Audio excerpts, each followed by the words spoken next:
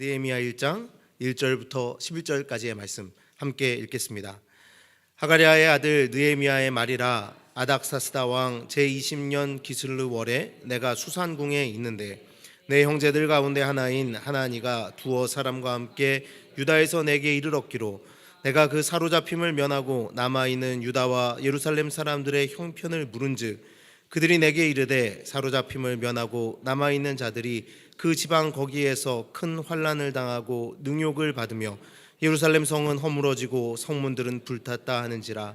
내가 이 말을 듣고 앉아서 울고 수일 동안 슬퍼하며 하늘의 하나님 앞에 금식하며 기도하여 이르되 하늘의 하나님 여호와 크고 두려우신 하나님이여 주를 사랑하고 주의 계명을 지키는 자에게 언약을 지키시며 긍휼을 베푸시는 주여 간구하나이다.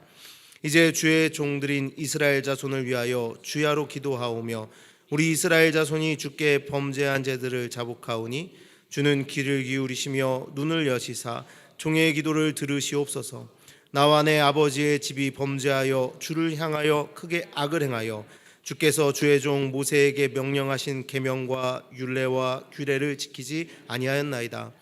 옛적에 주께서 주의 종 모세에게 명령하여 이르시되 만일 너희가 범죄하면 내가 너희를 여러 나라 가운데에 흩을 것이요 만일 내게로 돌아와 내 계명을 지켜 행하면 너희 쫓긴 자가 하늘 끝에 있을지라도 내가 거기서부터 그들을 모아 내 이름을 두려고 택한 곳에 돌아오게 하리라 하신 말씀을 이제 청하건대 기억하옵소서. 이들은 주께서 일찍이 큰 권능과 강한 손으로 구속하신 주의 종들이요 주의 백성이니이다. 주여 구하오니 귀를 기울이사 종의 기도와 주의 이름을 경외하기를 기뻐하는 종들의 기도를 들으시고 오늘 종이 형통하여 이 사람 앞에서 은혜를 입게 하옵소서 하였나니 그때 내가 왕의 술관원이 되었느니라. 아멘. 이는 하나님의 말씀입니다. 감사합니다. 아멘. 자리에 앉으시겠습니다.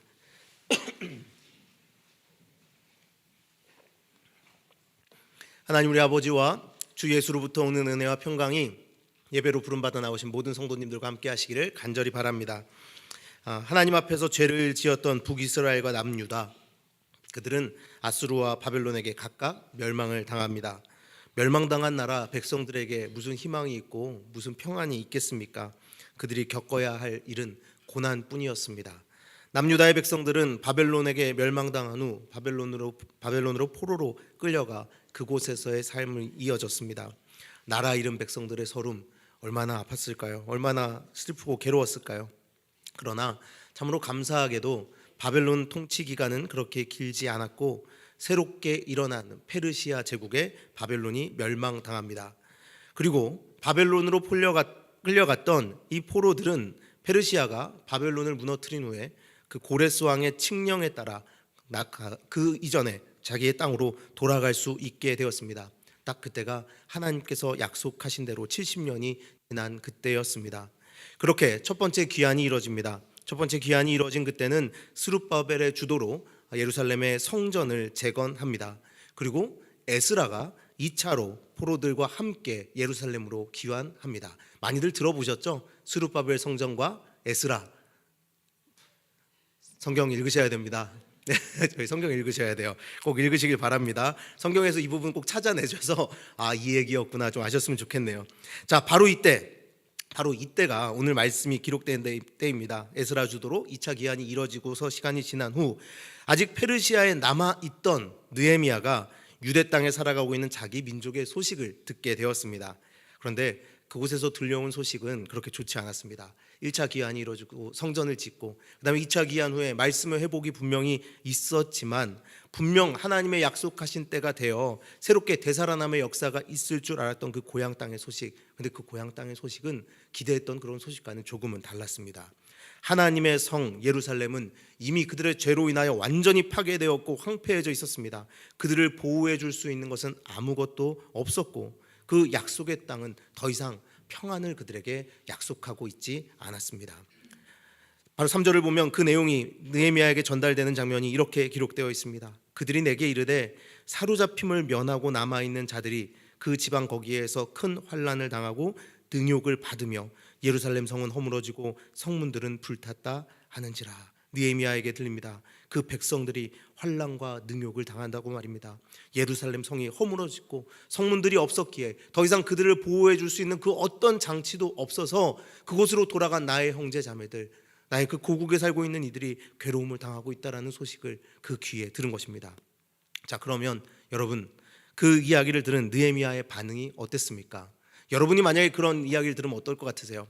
만약에 대한민국에 전쟁이 났다라고 들으면 가족들이 남아있는 분들이 있으시다면 되게 힘들고 괴로운 시간을 보내실 겁니다.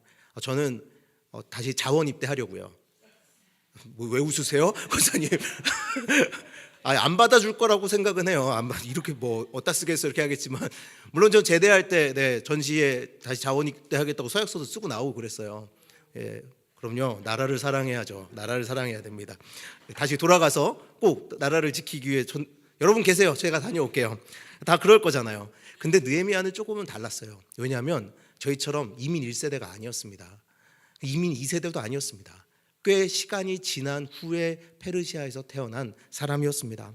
어느새 그가 떠나온 지 꽤 시간이 지났고 그는 그 조국이라는 곳과 사실 별로 상관없이 살아가고 있었습니다. 그러면 그렇잖아요. 우리 아이들이 이곳에서 3대 4대가 이어져 가고 있던 그때에 대한민국의 전쟁 소식 들으면 아이들이 무슨 생각할까요? 저쪽에 한국이라는 나라에서 전쟁이 났구나, 그냥 이 정도 아닐까요? 그냥 모르겠습니다. 그렇지 않도록 자원 입대하도록 키워야죠. 우리 민우야, 넌 자원 입대해야 된다. 이렇게, 저 그렇게 키우겠습니다. 네. 자, 그런데 여러분, 느헤미야는 충분히 그럴 만한 상황 속에서 살아가고 있었습니다. 그런데 그 느헤미야의 반응을 보면 이렇습니다. 4절을 보면 내가 이 말을 듣고 앉아서 울고 수일 동안 슬퍼하며 하늘의 하나님 앞에 금식하며 기도하여. 바로 그 이야기를 듣자마자 그 마음이 너무나 괴롭고 힘들어서 슬퍼하고 울었다라고 되어 있습니다. 제가 방금도 말씀드렸지만 사실 느헤미야는 아무 상관없다고 말할 수 있는 사람이었습니다. 이제 여기 남아서 페르시아 사람처럼 살고 있는데 좋은 직장도 있고, 그때 나는 태어나지도 않았으니 나랑 아무 상관없는 곳이라고 그냥 그렇게 생각하고 잊어버리면 그만일 일이었습니다. 그런데 느헤미야는 한 번도 가본 적 없는 그 땅, 조상들의 땅의 이야기를 들으며 지금 이제 나와 떨어져서 아무 상관없이 살아가는 그 사람들의 이야기를 들으며 그 일 때문에 흐르는 눈물을 참을 수가 없었다라는 겁니다. 여러분, 그럼 느헤미야가 왜 그렇게 눈물 흘릴 수밖에 없었을까요? 왜 느헤미야가 그렇게 가슴 아파할 수밖에 없었을까요? 여러분, 가장 먼저 그가 하나님의 아픔을 깨달아 알았기 때문입니다. 하나님의 아픔을 함께 느꼈기 때문입니다. 하나님께서 하나님의 백성들이 당하는 고난을 보며 아파하시는 그것을 그 안에서 느꼈기 때문에 그는 함께 울 수밖에 없었습니다. 느헤미야는 하나님께서 아파하심과 그리고 나의 동족들의 아픔이 나의 아픔으로 다가왔습니다. 자신은 궁에서 편하게 살고 있기에 상관없다, 내 일이 아니다라고 말하는 것이 아니라 오히려 나는 이렇게 편하게 살아도 되나라는 마음으로 그 궁에서 눈물을 흘리며 하나님께 나간 것입니다. 여러분, 그런데 백성들이 당하는 고난을 보면 어쩌면 그 돌아간 이들 중에 나의 친구도 있을 수 있고 같이 산 사람들도 있을 수 있고 옆 동네 아저씨도 있을 수 있고 그런 친척도 있을 수 있지 않습니까? 그렇게 공감한다는 것은 알겠는데 하나님께서 이들이 당하는 고난으로 아파하신다는 것을 느헤미야는 그럼 어떻게 알 수 있었을까요? 그것은 바로 말씀으로 알 수 있었습니다. 느헤미야는 어머니 아버지로부터 배워온 하나님의 말씀을 그의 삶에 담고 있었습니다. 페르시아의 교육을 받고 페르시아식 삶을 살아야 했지만 어머니 아버지가 그의 삶을 움직이도록 그 삶에 심어준 말씀을 따라 그는 살고 있었기 때문에 하나님의 마음을 읽을 수 있었다는 겁니다. 여러분, 오늘 느헤미야 1장에 기록되어 있는 이 느헤미야의 기도를 보면 어디선가 본 듯한 말씀입니다. 이렇게 말씀드리면 어디서요? 라고 성경을 읽어야 됩니다. 성경을 읽어야 하나님의 말씀을, 하나님의 마음을 알 수 있습니다. 오늘 그 느헤미야가 한 기도는 사실 신명기와 열왕기상에 기록되어져 있는 내용입니다. 신명기 30장 1절부터 3절까지의 말씀을 제가 읽어드리겠습니다. 한번 잘 들어보시길 바랍니다. 내가 내게 진술한 모든 복과 저주가 내게 임함으로 네가 내 하나님 여호와로부터 쫓겨간 모든 나라 가운데에서 이 일이 마음에 기억이 나거든. 2절 후반절입니다. 여호와의 말씀을 청종하면 내 하나님 여호와께서 마음을 돌이키시고 너를 긍휼히 여기사 포로에서 돌아오게 하시되 내 하나님 여호와께서 흩으신 그 모든 백성 중에서 너를 모으시리니 라고 되어 있습니다. 그리고 열왕기상 8장에는 어떻게 되어 있냐면요, 46절부터 50절까지인데 제가 그냥 47절부터 읽어드리겠습니다. 그들이 사로잡혀간 땅에서 스스로 깨닫고 그 사로잡은 자의 땅에서 돌이켜 주께 간구하기를 우리가 범죄하여 죄송합니다. 반역을 행하며 악을 지었나이다 하며 자기를 사로잡아간 적국의 땅에서 온 마음과 온 뜻으로 주께 돌아와서 주께서 그들의 조상들에게 주신 땅 곧 주께서 택하신 성읍과 내가 주의 이름을 위하여 건축한 성전 있는 쪽을 향하여 주께 기도하거든 주는 계신 곳 하늘에서 그들의 기도와 간구를 들으시고 그들의 일을 돌아보시며 주께 범죄한 백성을 용서하시며 주께 범한 그 모든 허물을 사하시고라고 되어 있습니다. 여러분, 느헤미야는 그 어머니와 아버지로부터 배워온 그 말씀을 지식으로만 가지고 있던 사람이 아니었습니다. 그 하나님의 말씀을 자기의 마음에 담고 하나님의 생각으로 살아가고 있던 사람이었습니다. 그러니 이 소식을 듣는 그때에 그 나의 동족들이 나의 그 고향 땅에서 괴로움을 당하고 있다는 소식을 듣고 있는 그때에 지금 우리가 회개해야 할 때이구나, 하나님께서 우리로 인하여 마음 아파하고 계시구나라는 것을 그 말씀이 기억나 깨달을 수 있었다라는 겁니다. 그래서 그 기억난 말씀을 가지고 하나님 앞에 기도하러 나갔습니다. 여러분, 말씀을 읽는다는 것, 말씀을 안다는 것이 이렇게 중요합니다. 내가 하나님 앞에서 하나님의 그 마음을 헤아리기 위해서는 그 말씀이 있어야 하기 때문입니다. 느헤미야는 그 자기 백성의 아픔을 그 말씀을 통하여 느낄 수 있었습니다. 그리고 또 하나 그가 안 것이 있었습니다. 그가 알고 있었던 그 말씀, 분명히 이것은 언약의 말씀인데 지금 우리가 고난을 당하고 있다는 것, 그것은 오히려 하나님께서 우리를 버리시지 않았다라는 것을 깨달았다는 겁니다. 이게 무슨 말일까요? 하나님께서 우리가 하나님을 떠나는 그때에 고난을 주시겠다라고 말씀하셨고 그 고난을 통하여 돌아오게 하시겠다라고 말씀하셨으니 지금 우리가 하나님을 떠나 고난을 당하고 있다면 돌아가야 할 때이구나, 아직 하나님이 우리를 포기하지 않으셨구나, 차라리 포기하셨다면 그냥 평안 가운데 살게 했을 텐데 고난 가운데 하나님의 말씀을 기억하게 하시는 걸 보니 하나님이 여전히 우리를 사랑하시고 여전히 우리를 포기하지 않으셨구나라고 말씀을 통해서 느헤미야는 깨달았다는 겁니다. 그러니 그 하나님의 마음이 느껴지고 하나님의 아픔이 느껴지고 하나님이 그들의 아픔을 통해서 느끼는 그 감정이 내 안으로 들어와 나를 움직이게 만든 것입니다. 여러분, 그렇다면 하나님께서 지금 우리의 아픔을 보며 아파하실 것이고 우리의 회개를 기다리고 계실 것이라는 그 마음 여러분도 가지고 계십니까? 왜냐하면 항상 우리는 말씀을 읽는 자들 아닙니까? 말씀이 육신을 입어 이 땅에 오신 예수 그리스도를 이 마음에 품은 자들이라고 말하지 않습니까? 그렇다면 느헤미야처럼 이 땅을 보며 그런 마음을 우리도 가져야 할 것입니다. 그래서 느헤미야는 하나님 앞에 기도한 것입니다. 이제 내가 회개하고 주를 따른다면 주께서 우리를 불쌍히 여기시사 회복시킬 것임을 그는 기억하고 믿었기 때문에 주님 앞으로 나아가 눈물을 흘리며 금식하고 기도한 것입니다. 여러분, 하나님은 하나님의 백성들이 당하는 고난을 보며 그래, 너희가 당할 만한 고난을 당한다라고 말씀하시지 않습니다. 하나님께서는 백성을 책망하실 때 창자가 끊어지는 고통을 느끼신다고, 창자가 끊어지는 아픔을 느끼신다고 말씀하셨습니다. 예레미야 31장 20절입니다. 에브라임은 나의 사랑하는 아들, 기뻐하는 자식이 아니냐. 내가 그를 책망하여 말할 때마다 깊이 생각하노라. 그러므로 그를 위하여 내 창자가 들끓으니 내가 반드시 그를 불쌍히 여기리라. 여호와의 말씀이니라. 아멘. 느헤미야는 바로 하나님께서 지금 우리를 책망하시고 있는 그때에 창자가 끊어지는 그 아픔을 느끼고 계시겠구나, 그러므로 내가 지금 기도해야 할 때구나 라고 알고 있었습니다. 이미 포로로 끌려간 지 150년이 지난 시간, 나와 아무 상관없어 보이는 그 일이 말씀을 통해 나의 육신이 된 것입니다.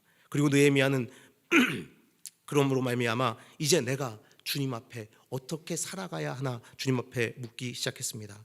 그런데 여러분, 사실 다시 한번 말씀드리지만 느헤미야가 이 일을 할 이유가 있었을까요? 전에 한번 제가 말씀드린 적이 있는데 기억하실지 모르겠어요. 또 앞에서 이렇게 딱 진지하게 또 막 얘기했으면 잠깐 좀 이렇게 분위기를 쇄신해서 여러분에게 여유를 드려야 되잖아요. 여러분에게 제가 요즘 MZ세대의 삼요라고 말씀드린 적이 있는데 기억나세요? 삼요? 네. 이거 이 컵 좀 치워주세요. 그러면 이렇게 물어본대요. 이걸요? 제가요? 왜요? 이게 삼요예요. 여러분 젊게 살고 싶으시죠? 자, 옆에 사람한테 한번 해보세요. 이걸요? 제가요? 왜요? 한번 해보세요. 말하는 순간 확 젊어진 게 느껴지실 거예요. 아내한테 남편분들은 아내한테 그러세요. 여보, 저 쓰레기 좀 버려줘. 이걸? 내가? 왜? 이렇게. 그리고 쫓겨나면 저희 집으로 오세요. 네, 이렇게 한번 젊어지는 겁니다. 근데 사실 느헤미야는 하나님 앞에 그렇게 물어볼 수 있었어요. 하나님, 사실 제가 죄 지은 거 아니잖아요. 조상들이 죄를 지었죠. 하나님, 저는 그리고 이미 페르시아에서 완전한 자리를 잡고 있습니다. 충분히 성공할 만큼 성공했고 사실 돌아가고 싶은 마음도 없습니다라고 말할 수 있어요. 제가요? 왜 해야 되죠? 라고 물어볼 수 있는 사람, 바로 사실은 느헤미야는 그런 상황에 있었습니다. 가본 적도 없고 이미 이곳에서 충분히 만족할 만한 성공한 삶을 살고 있었기에, 아니 오히려 이렇게 물을 수 있었겠죠. 조상들이 도움이 되지는 못할 망정, 아니 방해나 되는 이 조상들 아무 쓸모없다고 이렇게 말할 수 있었겠죠. 이제 다들 나이 들어가시는 입장에서 조상들 얘기 나오면 좀 걱정되시나요? 자녀들한테 내가 잘해줘야겠다. 그렇지만 여러분, 하나님의 아픔을 느끼고 하나님의 백성들의 아픔을 느낀 느헤미야는 그렇게 말하지 않았습니다. 이 일을 제가 왜 합니까? 라고 하나님께 묻지 않았습니다. 오히려 눈물을 흘리며 주님 앞에서 이 회복의 사명이, 이 위로의 사명이 제가 해야 할 일이군요 라고 깨닫고 먼저 회개하고, 그럼 주님 제가 뭘 해야 합니까? 라고 주님 앞에 물으며 나간 것입니다. 지금 이 문제는 나의 문제고 이 죄는 나의 죄라고 고백하며 내가 해야 할 바를 구한 것입니다. 자, 그랬더니 여러분 놀라운 일이 생깁니다. 11절 말씀 보겠습니다. 주여 구하오니 귀를 기울이사 종의 기도와 주의 이름을 경외하기를 기뻐하는 종들의 기도를 들으시고 오늘 종이 형통하여 이 사람들 앞에서 은혜를 입게 하옵소서 하였나니 그때 내가 왕의 술관원이 되었느니라. 주님 앞에 간절히 기도하며, 그럼요 주님 제가 이 일을 하겠습니다. 그랬더니 그가 뭐가 되었다라고 나와요? 술관원이 되었다고. 더 성공했대요. 맞아요? 여러분, 제가 사실 여러분에게 좀 창피한 기억을 하나 고백하려고 해요. 제가 전도사 시절과 부목사 시절에 청소년 사역을 좀 이렇게 쭉 이어서 했었어요.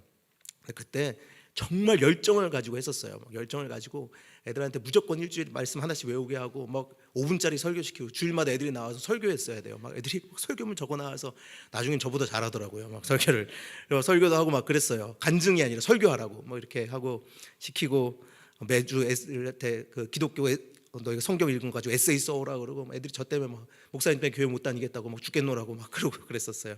근데 그때 제가 이 말씀을 읽고 좀 잘못된 감동을 받았던 것 같아요. 애들한테 그렇게 얘기했어요. 애들아, 하나님께 쓰임 받고 싶지, 성공해야 된다, 공부 열심히 해야 된다. 애들한테 맨날 그래서, 아니 교회에서도 숙제 내주고 학교 공부 열심히 하라고 애들이 맨날 목사님 때문에 진짜 힘들다고 맨날 그랬어요. 물론 그래도 제가 한 달에 150만 원어치 고기를 샀기 때문에 교회는 나오더라고요. 근데 그때 제가 애들한테 그 말이 참 미안해요. 얘들아, 성공해야 된다, 성공해야 된다, 성공해서 하나님께 영광 돌려야 된다. 제가 그때 애들한테 왜 그랬나 참 지금 모르겠어요. 근데 이 말씀을 제가 잘못 이해했기 때문에 그때 그랬습니다. 그런데 이 본문의 원뜻은 사실 그런 게 아닙니다. 이 원래 번역에서 약간 개역 개정은 조금 다르게 번역된 느낌을 가지고 있습니다. 새 번역이 번역 그 원문을 잘 옮겼는데요. 새 번역 성경을 제가 한번 읽어드리도록 하겠습니다. 주님, 종의 간구를 들어주십시오. 주님의 이름을 진심으로 두려워하는 주님의 종들의 간구에 귀를 기울여 주십시오. 이제 주님의 종이 하는 모든 일을 형통하게 하여 주시고 왕에게 자비를 입게 하여 주십시오. 그때 나는 왕에게 술잔을 받들어 올리는 일을 맡아보고 있었다. 이게 아마 원문에 조금 더 가까운 번역 같습니다. 여러분, 기도할 때, 기도함으로 내가 사명을 받고자 더 성공하게 해달라고 했더니 높은 자리로 올라갔다가 아니라 내가 주님 앞에, 주님 내가 이 사명자로 살고 싶습니다라고 말하는 그 순간 그가 자기의 자리를 깨닫게 되었다는 겁니다. 아, 맞다, 나는 왕의 술 맡은 관원장이었지라고 이것을 깨닫게 된 것입니다. 느헤미야는 울면서 기도하면서 하나님께서 나에게 오늘 어떻게 살아가게 하셨는지를 깨달은 것입니다. 바로 이 자리에서 내가 그 일을 할 수 있구나라는 것을 깨달은 것이죠. 여러분, 우리 인생에 우연이 있습니까? 내가 이 문제를 해결하기 위해 무엇인가 다른 길이 있어야 된다라고 여러분 혹시 뭔가 생각하시나요? 아니요. 하나님께서는 하나님의 사명을 맡기시기 위하여 여러분에게 이미 충분한 모든 것을 다 제공하신 것입니다. 느헤미야는 기도하면서 그것을 깨달았습니다. 하나님, 정말 이거 너무 괴롭고 힘들고 하나님의 마음을 깨달아 알아서 정말 주님 앞에 회개하며 기도하며 나아가는데 어떻게 해야 할지 모르겠습니다. 어떻게 할까요? 내가 어떻게 이 일을 감당해야 될까요? 물었더니 주님께서 너 술 맡은 관원이잖아 라고 말씀해 주신 겁니다. 너 내가 준 그 일로 너는 그 일을 감당할 수 있어. 그에게 말씀해 주신 것입니다. 다른 특별한 것이 있어야 하나님의 일을 할 수 있는 것이 아닙니다. 지금 내가 있는 그 자리에서 이미 모든 것을 주셨음을 믿고 하나님의 사명으로 뛰어들 수 있어야 한다는 것을 바로 이 말씀이 오늘 우리에게 보여줍니다. 여러분, 마음만 있으면요 할 수 있습니다. 제가 지난주에 그런 경험을 했습니다. 한번 차에 이제 기름을 넣으러 갔는데 진짜 거기서 집을 못 올 것 같은 거예요. 지금 기름 안 넣으면 못 갈 것 같은 상황이었어요. 이렇게 실수를 했는지 못 갈 것 같은 상황에서 이제 기름을 넣으러 갔는데 뒤집었는데 카드가 없는 거예요. 차를 세우고 막 이렇게 하고 뭐 하고서 뒤적뒤적 막 차도 뒤적 아무리 봐도 지갑이 안 보이는 거여서 이거 어떻게 하나 하고 있는데 옆에서 누가 이렇게 저렇게 지켜보고 있더라고요. 근데 그 사람이 오더니 카드를 이렇게 들고 와요. 그래서 자기가 내주겠대요. 그래서 나 괜찮다고 그냥 우선 허세는 부려야죠. 나 괜찮아 걱정하지 마 괜찮아 했는데 아니라고 자기가 내주겠다고 조금이라도 넣고 그냥 가라고 계속 그러는 거예요. 그래서 아니라고 괜찮다고 하고 이제 차를 빼려고 타는데 앞에 와서 그냥 넣고 가라고 계속 그러는 거예요. 그래서 너무 고맙다 그러면서 그럼 정말 조금만 넣으면 된다. 집에 갈 수 있을 만큼만 넣겠다 그러고서 넣었어요. 그런데 기름을 넣으면서 그런 마음이 드는 거예요. 저 사람이 너무 고마운 거예요. 그 사람의 친절이 너무 고마운 거예요. 그래서 그 생각이 들었어요. 전도하고 싶다. 전도하고 싶다. 여러분 그 사람이 저한테 지금까지 한국말로 얘기한 줄 아시죠? 아니에요. 저한테 영어로 얘기했어요. 근데 제 속에 너무 고마우니까 어떤 생각이 드냐면 전도하고 싶다라는 생각이 드는 거예요. 근데 문제가 하나 있었어요. 먼저 그 사람이 저보고 그 기름을 넣어주겠다고 얘기하면서 물어봤어요. 너 어디서 왔어? 저한테 물어보더라고요. 그래서 나 한국. 그랬더니 너는? 그랬더니 나 이란에서 왔어. 그러는 거예요. 그래서 사실 좀 고민했어요. 이란에서 왔어. 전도를 해야겠다. 이 마음이 잘못된 마음이겠지. 근데 잠깐 기도했어요. 하나님, 근데 너무 고마워서 사실 정말 전도하고 싶어요. 저 사람한테 그냥 예수 믿으라고 한번 말이라도 해보고 싶어요. 이런 생각이 들었어요. 근데 영어도 안 되죠. 그리고 한국 사람들이 되게 이란 사람들 다 사랑해야 됩니다. 여러분 사랑하세요. 인도 사람, 이란 사람, 중국 사람들 다 사랑하세요. 근데 마음에 자신은 없는 거예요. 그래도 기도했죠. 하나님 정말 근데 저 친절을 내가 보답할 수 있는 게 복음밖에 없다면 정말 전도하고 싶어요. 근데 이 영어도 못하고 자칫 잘못하면 오해만 사는 거 아닐까 막 그런 고민하면서 그래도 기도하고 갔어요. 그리고 다 정리하고 그 사람은 차에 가가지고 너무 고맙다고 나 여기 온 지 뭐 8년밖에 안 됐는데 이런 친절을 받아본 게 처음인 것 같다고 막 그랬더니 그 사람도 자기 여기 5년밖에 자기는 5년 됐는데 사실 자기도 가족밖에 없다고 그러면서 누군가에게 이렇게 도움이 돼서 너무 좋다고 그래서 근데 그 사람이 뜬금없이 저한테 물어보는 거예요. 근데 너 직업이 뭐야? 그러는 거예요. 그래서 왜 직업이 뭐야 물어봤어. 기회다. 그래서 나 패스터야 그랬더니 그 사람이 제 손을 덥석 잡는 거예요. 너무 반갑다고. 그래서 그러고 있더니 나 크리스찬이야 그러는 거예요. 그래서 하나님 아셨나 봐요. 제가 전도 못할 거라고 그냥 크리스찬을 보내주셨어요. 여러분 뭐예요? 저는 우리가 할 수 있다라고 하나님이 알려주신 것 같아요. 저한테 너 영어 못하는 거 걱정할 필요 없어. 그 사람 이란에서 왔다는 거 걱정할 필요 없어. 내가 그 사람 크리스찬이라고 하면 그 사람은 크리스찬이야 라고 하나님 그 순간 보여주신 것 같아요. 그래서 서로 전화번호 주고받고 근데 그 사람도 영어 잘 못하더라고요. 저도 영어 못하고 둘이 막 대도 않는 영어로 막 주고받고 사진 찍고 막 그러고서 우리 다음에 또 만나 우리 커피 마셔 그러고서 꼭 만나자고 그러고 왔어요. 근데 여러분 정말 저는 그 순간 그걸 깨달았어요. 내가 아무것도 준비되지 않은 것 같아도 이 시간 저를 사랑할 수 있고 저에게 복음을 전하려는 이 마음을 가질 수만 있다면 하나님께서 어떻게든 일하실 수 있겠구나. 물론 그에게 가서 실제로 복음을 전할 수 있는 이미 그가 크리스찬이게 더 감사한 일이죠. 그런데 여러분 우리가 그런 마음을 가지고 살아야 된다는 겁니다. 제가 준비되면 할게요. 영어 좀 더 잘하면 그때 가서 복음 전할게요. 제가 조금 더 말을 잘하게 되면 복음 전할게요. 제가 조금 더 창피함을 느끼지 않을 때 복음 전할게요. 내가 이 세상을 위하여 내 문제가 해결된 이후에 좀 더 기도할게요 라고 말하는 게 아니라 이 시대를 향한 하나님의 아픔이 이 시대를 향한 하나님의 그 긍휼이 그 은혜가 내 안에 깨달아진다면 그 순간 바로 우리가 움직일 때에 하나님께서 네가 가진 그것으로 내가 일을 행하겠노라고 말씀하신다는 것을 믿어야 된다는 겁니다. 여러분 우리는 사실 그동안 불평이나 하고 살았습니다. 불평이나 하던 그런 인생이었습니다. 그런데 하나님께서 이제 우리에게 말씀하십니다. 내가 아파하는 아픔을 내가 느끼는 이 감정을 너도 느꼈으면 좋겠고 더 이상 그것을 불평으로 여길 것이 아니라 너의 사명으로 여겼으면 좋겠다라고 우리에게 말씀하신다라는 겁니다.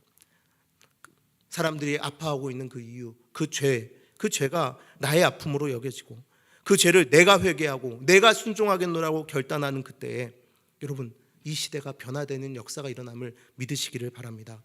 이제 우리는 이 시대를 탓할 수 없는 사람들이 되었습니다. 왜냐하면 우리는 예수 그리스도로 말미암아 구원받은 사람들이기 때문입니다. 세상이 악하다고 푸념할 수 있습니다.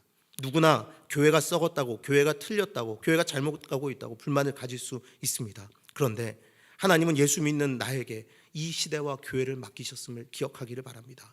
그곳이 우리의 삶을 바쳐야 할 곳이라는 것을 여러분 믿으시길 바랍니다. 더 능력이 생긴 다음이 아니라 바로 오늘 내가 있는 이 자리에서 내가 가진 능력으로 이 시대와 교회를 위하여, 이 시대에 죽어가는 이들을 위하여 내 삶을 드릴 수 있구나라는 것을 믿으시길 바랍니다. 그것이 예수님의 방법입니다.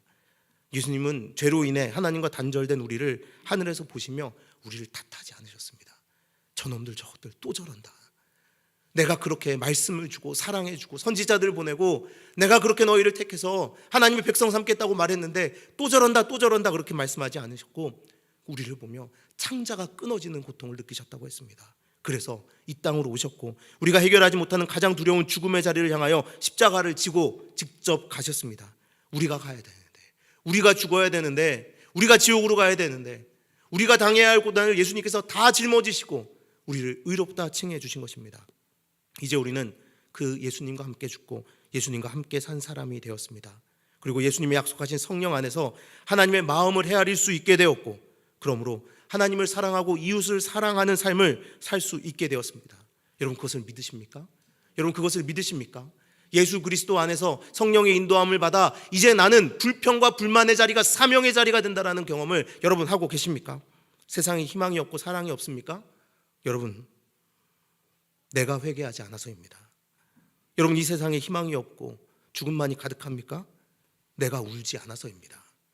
내가 소명에 충성하지 않아서입니다. 여러분 안에 불평거리가 있으십니까? 이 세상을 바라보면, 가만히 바라보면 불편한 것들이 보이십니까? 그것이 여러분의 사명이 되길 바랍니다. 원수와 장애물 앞에서 불평불만만 하던 인생에서 이제 느헤미야처럼 기도하고 그 문제로 눈물을 흘리고 오늘 나에게 주어진 상황 속에서 나의 십자가를 지시기를 바랍니다. 사랑하는 우리 능교회 성도 여러분, 지금 시대의 아픔이, 교회의 아픔이, 한 성도의 아픔이 느껴지십니까?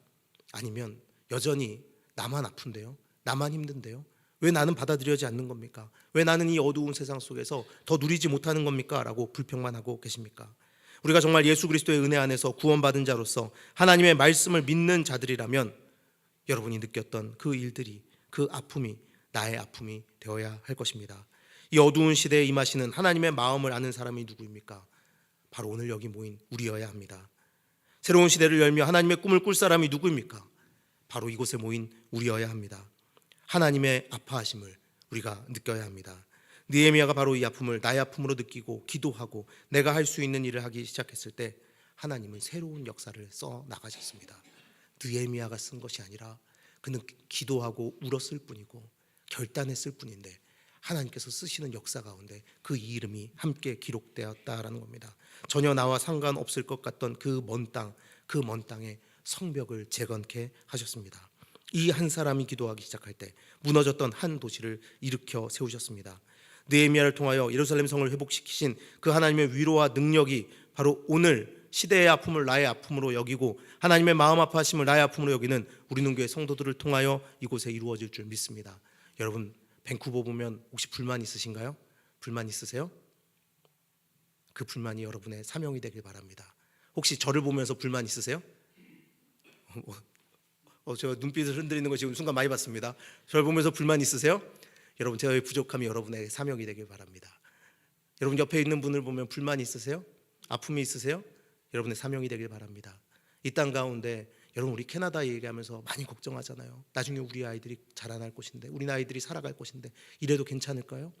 여러분, 정말 그것이 괴롭고 힘들다면 여러분의 사명이 되길 바랍니다. 그 문제로 인하여 주님 앞에 회개하고 그 문제로 인하여 눈물을 흘리고, 하나님, 오늘 내가 무엇인가를 더 가져야 그것을 해결할 수 있는 것이 아니라 오늘 이미 하나님께서 나에게 주신 것으로 내가 능히 그 일을 감당할 수 있는 것을 믿사오니 저를 그곳으로 보내주십시오. 그리고 나에게 주어진 그 십자가를 제가 그곳에서 질 수 있게 하여 주십시오라고 기도하는 우리가 되기를 원합니다. 그때 여러분, 놀라운 역사가 일어날 줄 믿습니다. 우리가 소명자로서 충성하는 그때에, 십자가의 은혜를 믿고 성령의 인도하심을 따라 소명자로 충성하는 그때에 이 도시가 새롭게 일어나는 역사, 예루살렘의 그 성벽이 건설된 것처럼 하나님의 성이 이 땅 위에 다시 세워짐을 우리가 경험하게 될 줄 믿습니다.